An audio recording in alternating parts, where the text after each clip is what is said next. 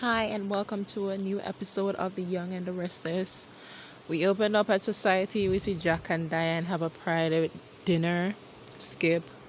Then we go to the jazz lounge, and Mimi tells Jill that she wasn't invited, and Jill questions why she bought into their company, and Mimi claims that she wants to reconnect with her family.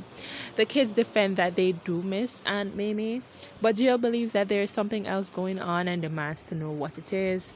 Then we see Jill ask questions why Victor would sell his stake and asks Vic if she knows why, and Abby. And Vic defends that she just found out about it recently. Abby says she know nothing. Then we see Jill asks why the secrecy, then Mimi. And Mimi still defends that she did it for the family, and everyone bombards her with questions about it. But Nate tries to back everyone off, and and Lily is giddy to remind Nate that it's a chancellor business and Nate is not a part of it. Mimi says that she is there to put the animosity behind them, and they need to stop that towards Nate. Then we see Mimi questions why Jill thinks that there is something suspicious going on, and she tells Jill that it's not always about her. Jill doesn't believe it, and then they go back and forth about their past with John.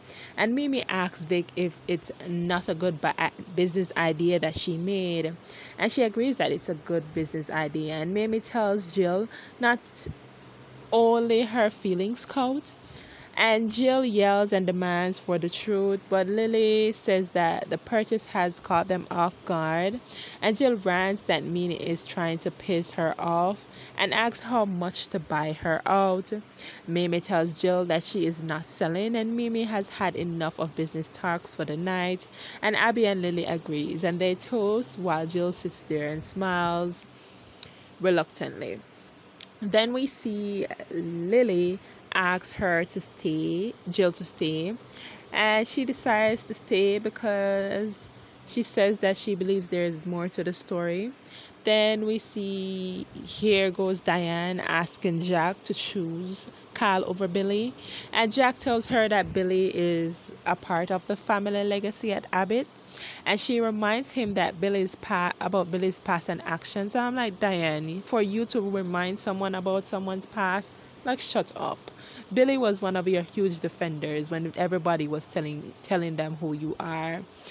And she claims that Billy isn't loyal to him, and tells her that if he cuts Billy loose, it might appear that the leadership is unsteady.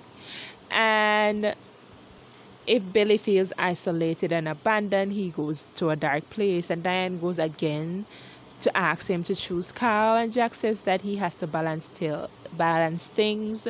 And then they discuss Jill and Mimi's past with Jabot and John. Then we see Jill questions Devon and Lily and asks them if they aren't suspicious, and Devon claims that he doesn't know enough about Mimi. And Lily tells them to let the night be focused on the positive, not the negative, and be there for as a family. She defends that Mimi is not a threat, and Jill says that they do not know her history with Mimi. Jill decides to hold her tongue until Mimi comes after her. Then we see Mimi talks to Vic and Nate and Abby, and she says that she's proud of Nate, and she says he reminds her of Neil. And then they discuss how Victor adored Neil, and Vic gets a call and gets up. And Mimi then questions his working relationship with Vic and her being his boss. And Abby gets up too. And she then questions him about Elena. And Mimi questions if Victoria is the reason why they broke up. Then we see Nate tells Mimi that it's a story for another day, and he asks her not to pass judgment and thanks her for being back in town, but tells her not to pry into their personal lives. And Mimi says that she wants to make sure everyone is happy.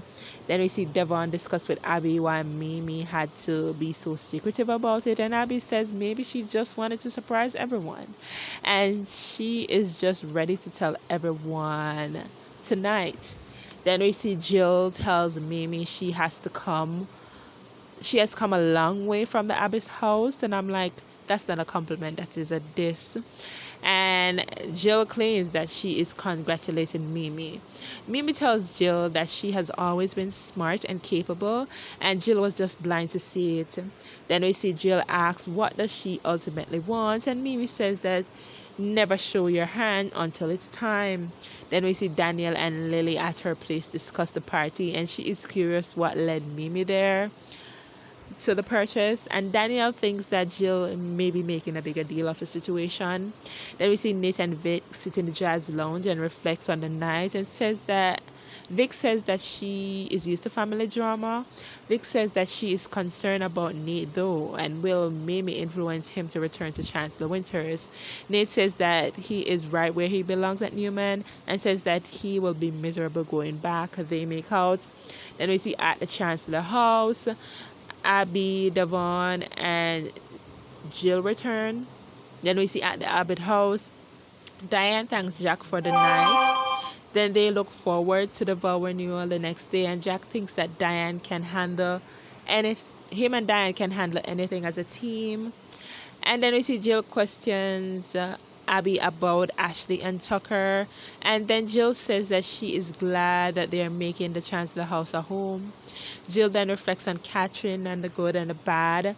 And Devon asks her what is really on her mind. And Jill says that seeing Mimi has opened up lots of chapters and says that she is skeptic. And Devon says that he's also surprised, but he don't know enough to judge. Jill believes that there is a surprise coming. Then we see Mimi is in her room getting undressed and drinking champagne. Then she cheers to herself. Then she gets a phone call and she tells someone that it went down without a hitch and they don't have a clue what's going on and it went perfect. And I'm like, Mimi, are you working with Ashley or Tucker? Or is this Drusilla being alive and she's returning? I don't know, but thanks for watching. Bye.